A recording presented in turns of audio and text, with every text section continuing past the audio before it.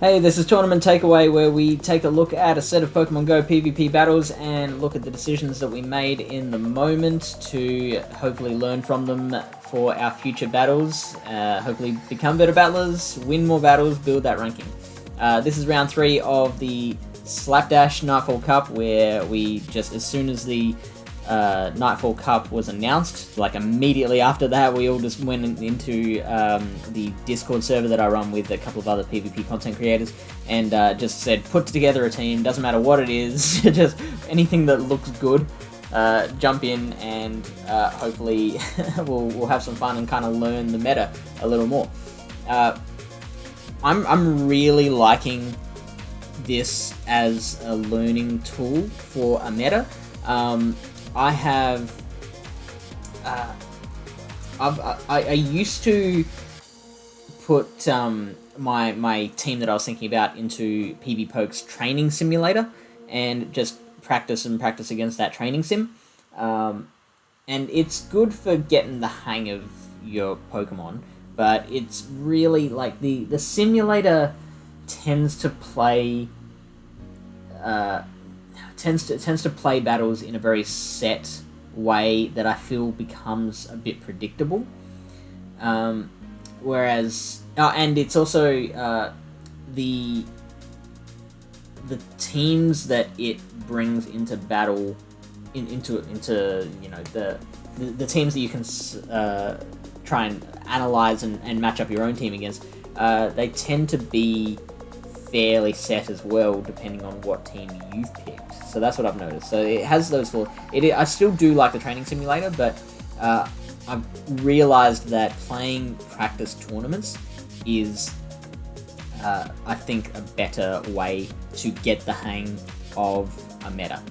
So, having said that, if you haven't watched the last two videos that I did on this tournament, just keep in mind that they were all the teams were all put together literally an hour after the meta was announced. So we haven't taken a look at kind of how to make a balanced team.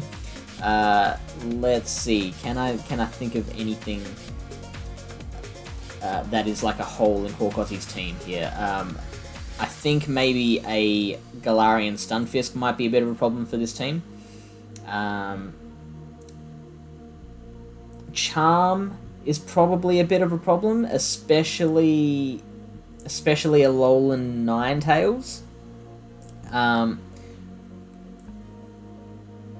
Grass, maybe, like a Razor Leaf. I think the Venomoth and the Abomasnow are good enough counters to a Razor Leafer. Maybe like a Venusaur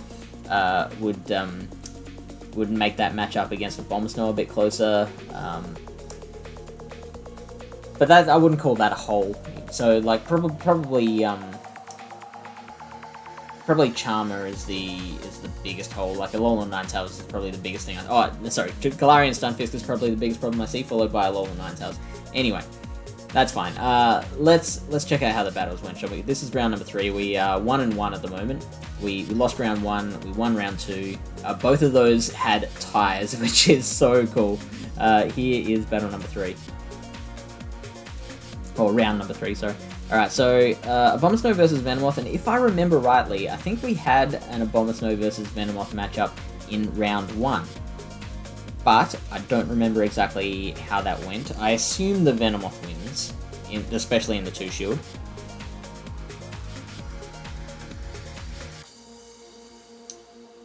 Now, it keeps on recommending Infestation for Venomoth. So that's definitely worth looking into. I actually don't know what second move this Venomoth has, so I'm just going to keep it as Bug Buzz for now. Oh, look at that. In the 2-shield, Abomasnow is winning just with 4 HP left. And this is rank 1 that it uses in the Sims, so probably fair to say that the Abomasnow has slightly less bulk than that. Abomasnow... Oh, that's a weird spread. Okay, so it is winning that 1-1 just. It's winning everything but the 0 shield. With Poison Fang. I guess because that zero shield would be because of the power of Bug Buzz. Let's see what happens if we change that to Silver Wind. And then we'll also check out Psychic. So that's a very different story. Abomasnow is winning all the Venomoth 0 shields and all the Abomasnow 2 shields, losing everything else. And with Psychic,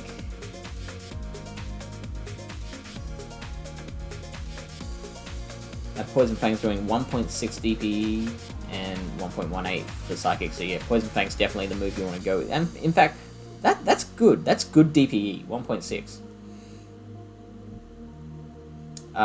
Looks like Abomasnow, it's the same as with Poison Fang Bug Buzz, except the 0/0 shields. Abomasnow's got that. Let's check out why. So it looks like one Poison Fang is not enough to take it out. Takes it down to 41 HP, and then 2 Powder Snows and a Weather Ball later. The Weather Ball will take out the rest of that Venomoth. Weather Ball doing 38% damage, and the Powder Snow doing 5 damage apiece. So one Poison Fang, not enough to KO the Abomasnow, and Silver Wind is doing less DPE, isn't it? 1.4 DPE, which isn't bad, but yeah, Poison Fang is definitely the better move to go with there. Especially since Silver Wind is 10 more energy to fire. Although you do have the chance of the boost with Silver Wind, so just for interest's sake, let's give the Venomoth the Silver Wind boost. In fact, we can't just do it straight off the bat. We've got to do it manually here. So Silver Wind, and we want to apply buffs and debuffs. Whoa, that's interesting. Simultaneous Feint. So if you run Silver Wind and it gets the buff, then suddenly that's a tie. If you don't get the buff, then Abomasnow still wins.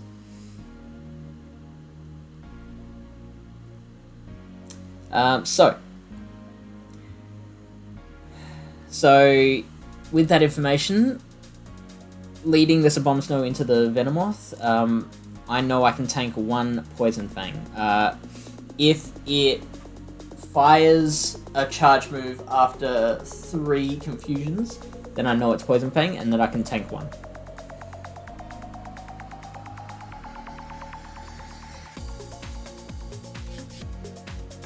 But I get to the Weather Ball first, which is an important thing. That was 5 confusions, I think. Let me just go back and double check that.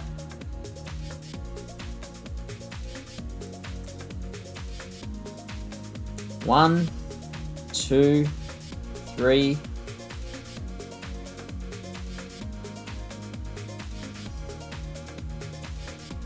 4, 5. Okay, so that's 60 energy, and that's enough for a Bug Buzz. But Wigglytuff resists Bug Buzz, so I know that, and Hawkozzie's good, so he's gonna know that Bug Buzz is not the better move to throw. Poison Fang is the way to go here, and a Poison Fang will do how much damage to a Wigglytuff?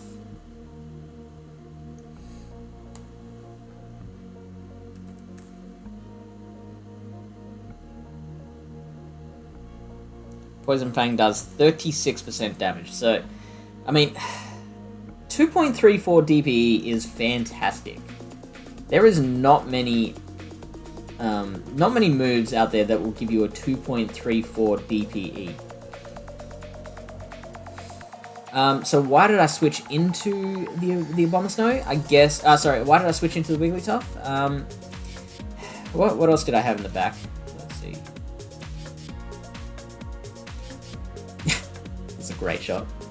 I had the Wigglytuff and the Gallade. Now,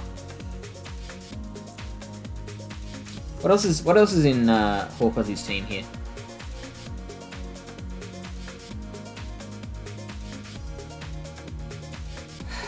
Probably reasonably safe to think that he's brought the Frostlass, because Frostlass is, you know, a very important Pokemon. It's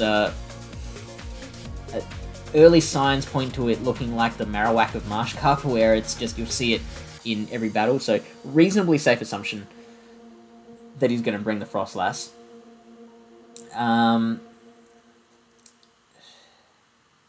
He doesn't have anything hard to counter the Wigglytuff, except maybe the Venomoth, and I guess I was assuming that Venomoth, which was down at half HP, that my Charm would beat the Venomoth before it could beat me with those Poison Fangs. Let's go back to check how much HP that Venomoth was on.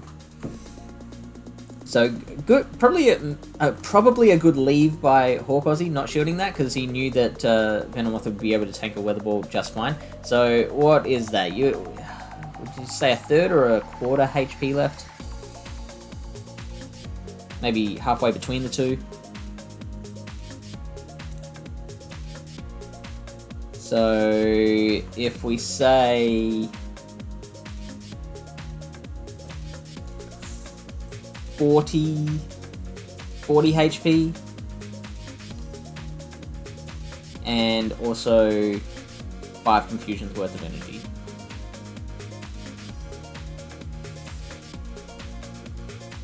So the Wigglytuff does win that, and it doesn't need a shield. How much HP does it have left? Not much. So either I need a shield at least once, or I need to sacrifice the Wigglytuff essentially to kind of allow the Abomasnow to do its work in the back. Let's shield this. How much HP do I... See, if I shield one of those Poison Fangs, I come out with about half of my HP left, which is significant. Like, you can definitely do some work with that. So I'm gonna say that is the best way to play this in this particular scenario. Let's see if I actually do that.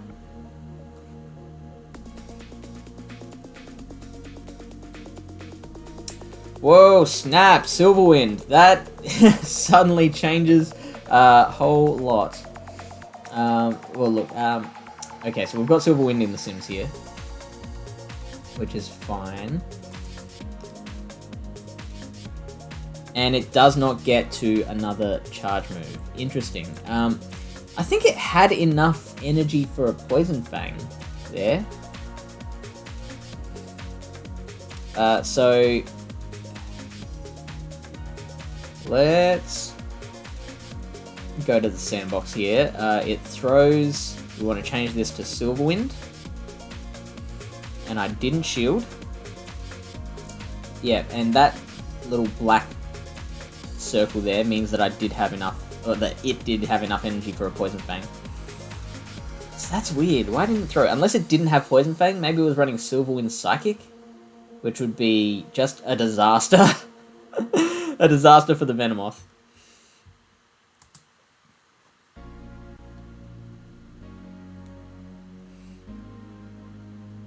Alright, so here comes a Abomasnow, and I'm not going to get to that Ice Beam in time with...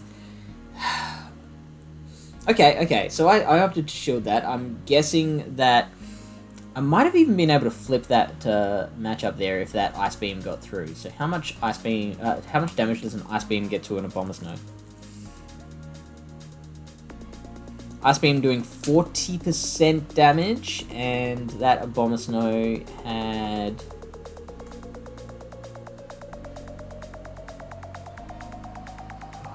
Okay.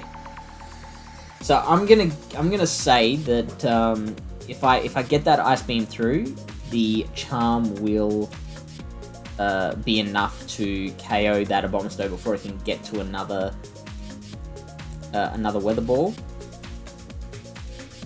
Because how many... Weather Ball is 35 energy, so how many Powder Snows does it take? It's gotta remember, it's 8 energy per Powder Snow. So 8, 16, 24, 32, 40. It's five powder snows to get to a weather ball. And how many powder snows had that thing thrown?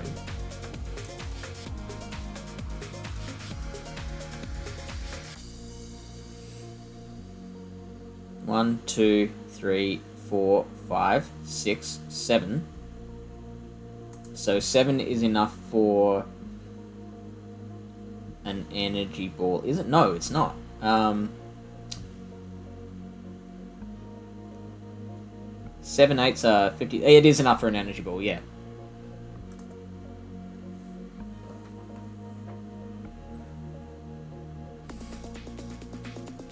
And it did get in an extra powder snow there, so 64 energy minus the 35 there, so that is 29 energy it has right now. So one more powder snow will get it to a weather ball, and it does shield.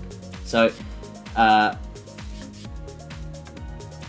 shielding would not have enabled me to, getting the ice beam through would not have enabled me to feint it before that charm does its work.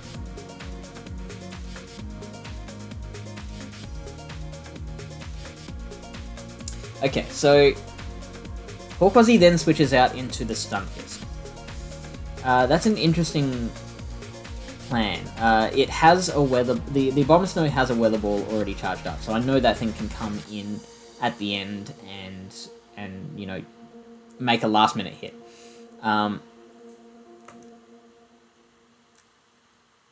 It's possible that Stun Fist could farm down and just go into the next matchup with a heap of energy, but Stunfisk, Unovan Stunfisk, very weak to grass. Both Mud Bomb and Discharge are resisted by grass, which means that really, if this Stunfisk has a whole heap of energy, putting in a Bomber Snow from there will kind of mitigate that.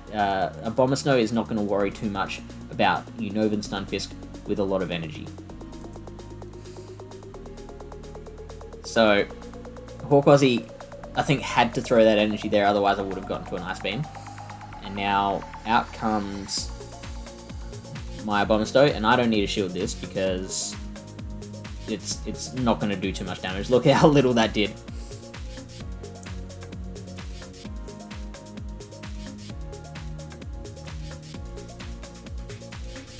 Now I just keep on farming. That's probably a bit of a risk. He was quite able to get to another charge move there. I put it out of its misery, and now I have extra energy of my own.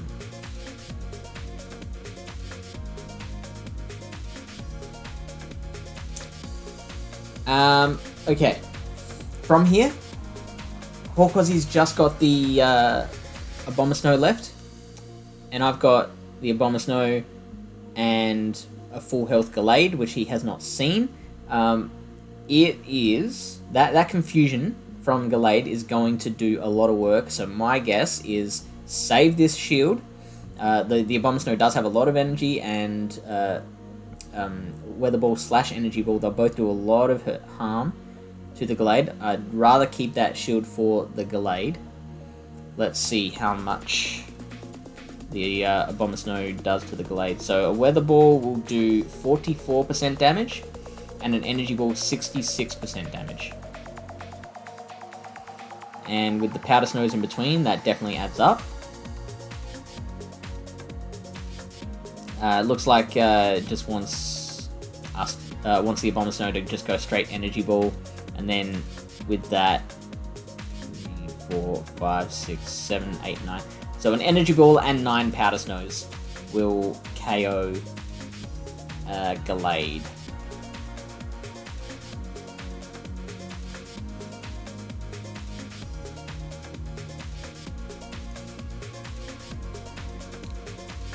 Three Confusions and a Leaf Blade as well.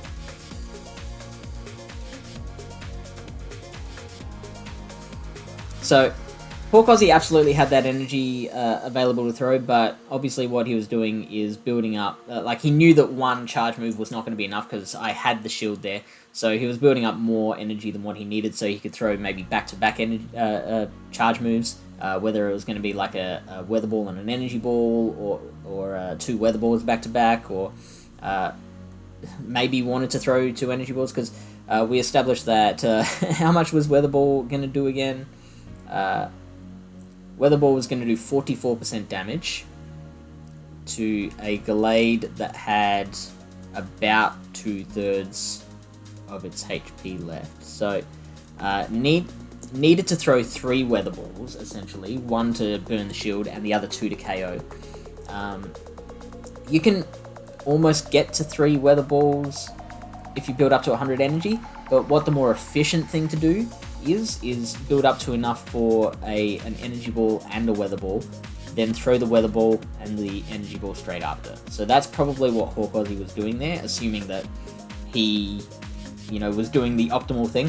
It is 90 energy to get back-to-back weather ball, then energy ball. So 90 energy, you're looking at 12 powder snows for that. So it was probably a bit close. It was probably fairly close. And then, just for the sake of kind of understanding the matchup, what do I do if I believe that he has enough, if he has that 90 whatever energy that he needs to throw the weather ball and then the energy ball back to back? So if I shield, then I lose, essentially. 66%. Oh, maybe not. If he gets through that energy ball, if like he burns that that shield with the weather ball and then gets through an energy ball, I'm very, very close to fainting. Maybe a couple more powder snows would have done it. And then it's kind of, probably the confusion would have been enough to save that matchup. So I guess, depending on how much HP the Abomasnow had left, if I thought maybe one more confusion was enough, then I might just shield that first charge move and be happy for that energy ball to come through. Then again, the powder snow, you can get 2 powder snows off in the same amount of time as I can get 1 confusion off. So I've had situations before where, like, my Pokemon, or one Pokemon has had more HP left, but the other Pokemon has had a quicker fast move, and because of the quicker damage coming through from the fast move, it's managed to catch up and overtake the Pokemon which started with more HP. So that's something you have to be wary of. If I had left that first charge move, and it turned out to be a weather ball, then I am fully in the clear from that point. If I leave the first charge move and it turns out to be energy ball, then I'm in trouble, because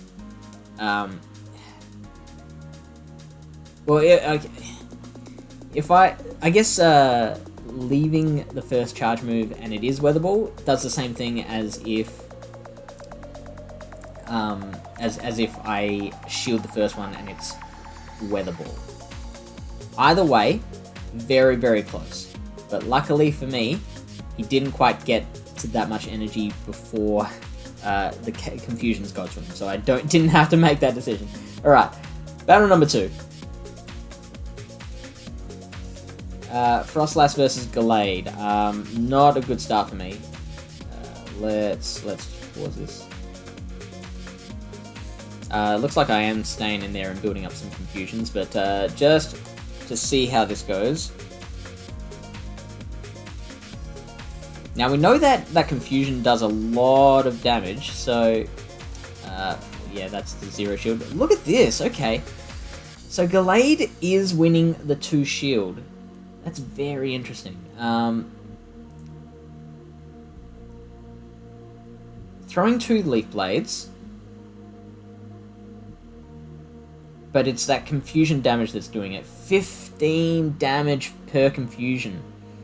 So that's 1, 2, 3, 4, 5, 6, 7, 8, 9 confusions to faint down a Frostlass. So, if I want, I can shield twice and then farm down a Frostlass. If I go no charge moves here, I'm still winning that, just with the power of confusion. But it's probably not the most energy efficient thing to do.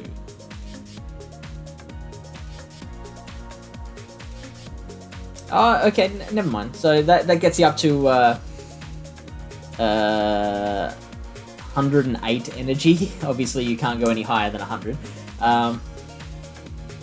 But I don't think it is particularly wise to double shield without burning any of their shields, because having 2 shields is enough to flip a lot of matchups that you wouldn't necessarily think that it that it flips.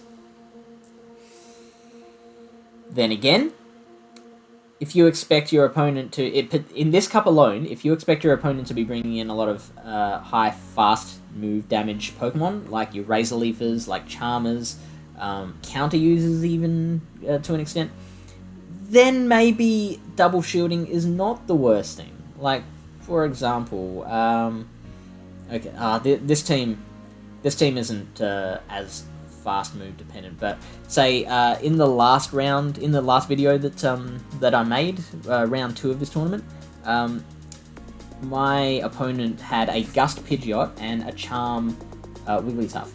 It's not really gonna matter in that particular setup, in that scenario, if we go 2 shields down, because those 2 Pokemon are all fast move dependent. The charge moves aren't going to be, you know, world breaking. So that's something to keep in mind. Just an option that's available to you if you find yourself in this specific situation. Confusion will do that kind of work against Frostlass. I think a slightly better way to do it would be if we give it Leaf Blade again. Let's go into sandbox mode. If we just fire 1 Leaf Blade.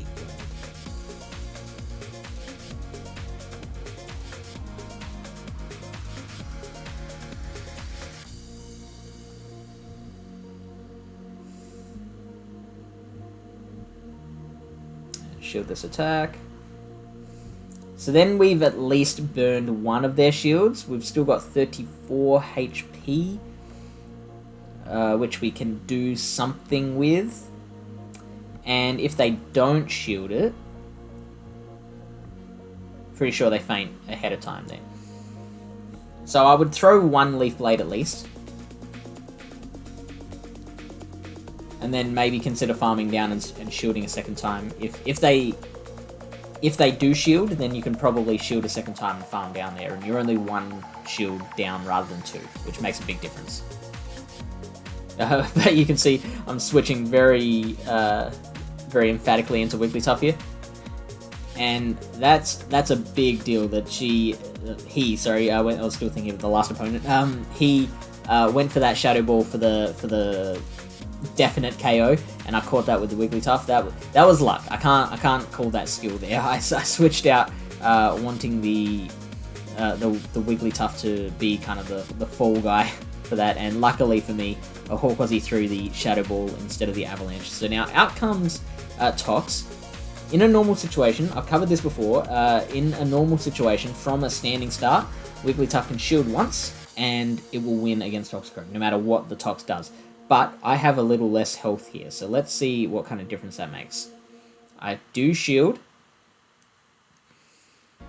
And there's the Mud Bomb. Can I Charm Down before the counter catches up? I can. So, wonderful for me. Hawkosy tried to counter switch into the Tox, and it didn't work.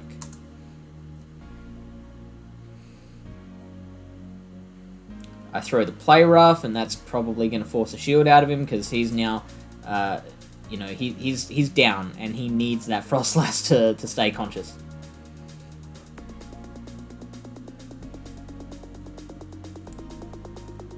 And what do I bring out here? What's the better thing to do? So, how much energy did that Frostlass have?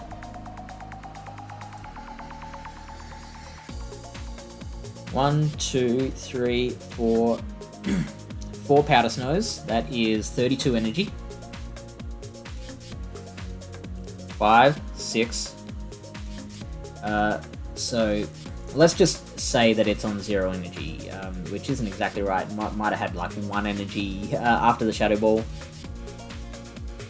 But it's got enough for an Avalanche now, so I need to decide, am I going to bring this Gallade back out, or the Abomasnow? What have I seen so far? I have seen the Tox, and I've seen the Frostlass. I have not seen the third Pokemon yet. Hawkozzy brought the Stunfisk and the Venomoth last time. I don't think he's going to try double Fighter like I've been stupid enough to try on multiple occasions. Could be an Abomasnow, maybe bringing double Ice there, but you know, the fact that I've got 2 counter users might deter him from doing that. However, I didn't use... did I use double counter in the last one? I don't remember, actually. So, what's better to... Essentially, I know I'm going to get hit by an Avalanche as soon as the next Pokemon comes in. So, I'm thinking maybe the Gallade would be the better option, because probably either way I'm going to have to shield. And the Gallade is a lot more likely to KO the Frostlass before it can get to another charge move on top of that. So probably the Gallade is the way to go there. Either way, I'm going to be shielding. Ooh, I brought out the Abomasnow. Let's see if I can feint it down before that that next charge move comes. Oh, look at that. We have ourselves a Medicham in the back. So he did go double Fighter.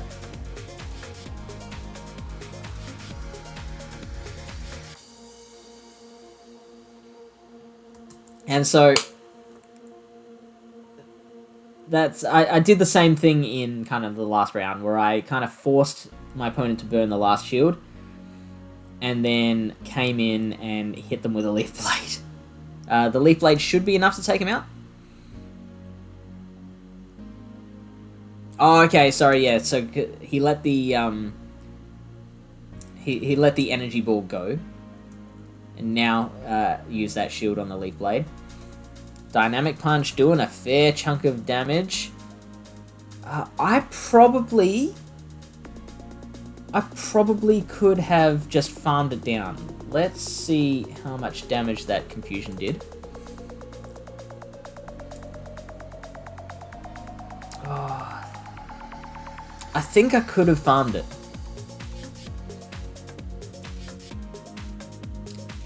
But we're okay, because 1 Confusion was enough to take out the Frostlass. So that is 2-0 to me. Yeah. So I think either way I would have won, even if I hadn't... So, for example, if I tried to farm down the Medicham with the Gallade, and it didn't work, the counters from the Medicham got me first, I think I still would have been fine. How much HP did that Abomasnow have left? My Abomasnow.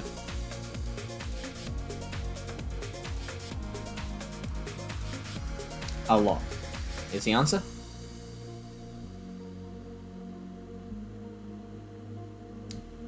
Actually, I think that... Was that thing using Psycho Cut? Yeah, that's Psycho Cut. Oh my goodness, that makes a huge difference. So Psycho Cut is known for its energy generation. It doesn't do much damage. Let's go to the Sims and see how much counter versus Psycho Cut does to Gallade.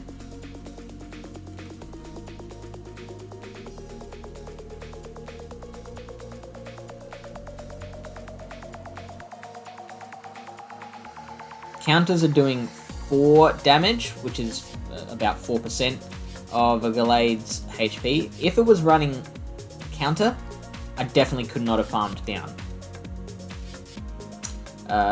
Psycho Cut, however,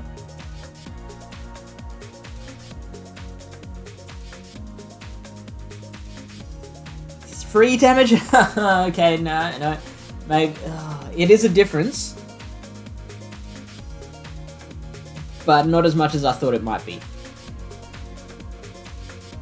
because the counter is resisted by the Psychic Fighting typing of Gallade, whereas Psycho Cut is not resisted.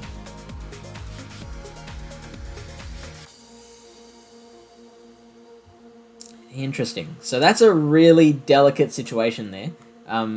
Either way, I did get the win, and even if the Medicham had managed to feint the Gallade before I could get rid of it, I still would have had enough HP on the Abomasnow to be fine. Alright, let's go into battle number 3. Frostlass versus Stunfisk. I think this one's good for me. Let's go Frostlass and Stunfisk, and it is the Unnovan variety.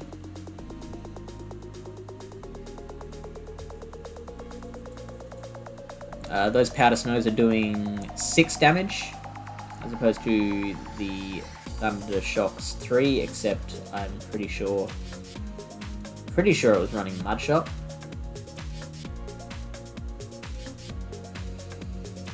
Still doing 3 damage though.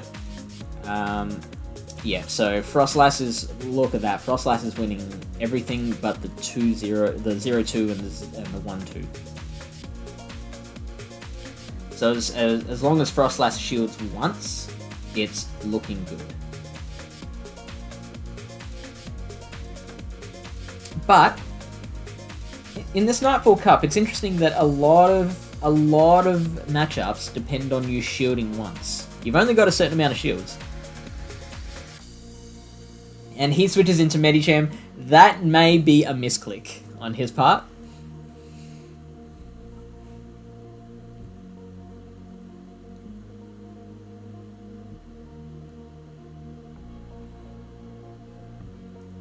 He manages to bait me, and then I bring out the Wigglytuff, because Wigglytuff can be hit by anything the Medicham wants to throw at it, and it's not going to faint. Like, yes, the Frostlass is a good pick against the Medicham. Frostlass will beat the Medicham quite comfortably, but Wigglytuff will be even better and does not have to be worried about the Medicham kind of flipping matchups by, you know, getting in a sneaky Psychic or something like that. So now Stunfisk comes out again. It's throwing the Mud Shots. Overcharges, and so I managed to get it off an Ice Beam, and this has gone from bad to worse for Horgozzy. So I'm pretty sure I let this go, because the Charm is not gonna, like, shielding this is gonna do nothing for this matchup. Like, he's got a whole bunch of energy on that thing. The Charm is not going to be able to do damage fast enough to really make a difference to that matchup. And I've got the Frostlass in the back, which I want to be able to... I want to be able to make sure I get that Frostlass in against the Stunfisk, because I know that Stunfisk is going to crush my Blaziken, so I want to make sure I have control over that matchup. He switches straight out into a Abomasnow, and that is absolutely the game right there, because now I can... luckily, I controlled that switch advantage. And I can just counter this thing down. Do I even shield here? No, I don't even shield. Which is, look, I actually think that was the best option to, even though it sucks having all that energy and letting it go to waste, I actually think that's the best possible scenario for me, because if I use my energy any earlier and take out this Abomasnow, I need to rely on getting to a... How much is a Blaze Kick versus Blast Burn going to do against the Stun Fist?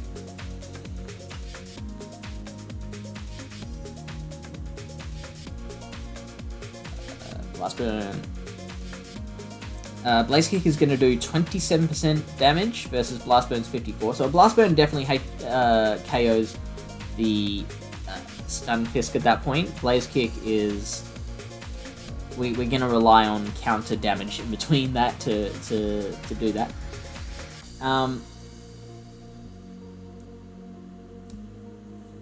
So if I use that energy to KO the Abomasnow any earlier, then I'm reliant on being able to get to probably a Blast Burn to get to that Stun Fisk, or probably a Blaze Kick, then shield once, and then get to another Blaze Kick to KO that Stun Fisk.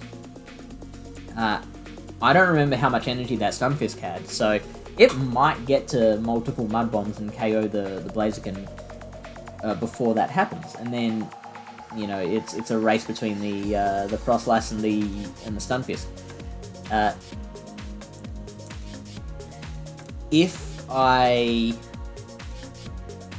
had managed to feint the Abomasnow without using energy, then that's fine, because one Blast Burn would have done that. So I guess I think probably the worst thing would have been shielding the Blaziken at that point, because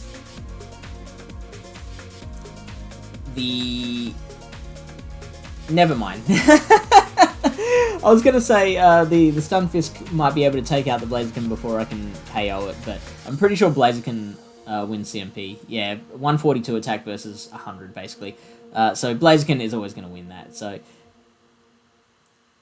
didn't really matter in the end. I just found it interesting that I decided in the moment that the best option was to let that Blaziken go down with all that energy in hand. At that point, just one Powder Snow is enough from the Frostlass, and then one Avalanche, which is super effective, is going to take out the rest of that Stun Fisk. And that is Game 3. We won Round 3, 3-0, and we are heading into the final. Hopefully you have learned something from this. I think these have gotten very educational myself. If you want them to keep happening, then please like, comment, and subscribe. Share the video around with someone that is maybe... I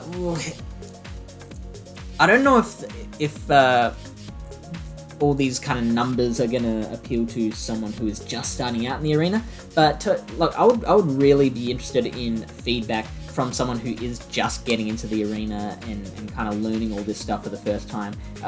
Whether this does help out with those newbies as well. Other than that, yeah, just share around to anyone you think that will benefit from the information, and I will see you in the next video.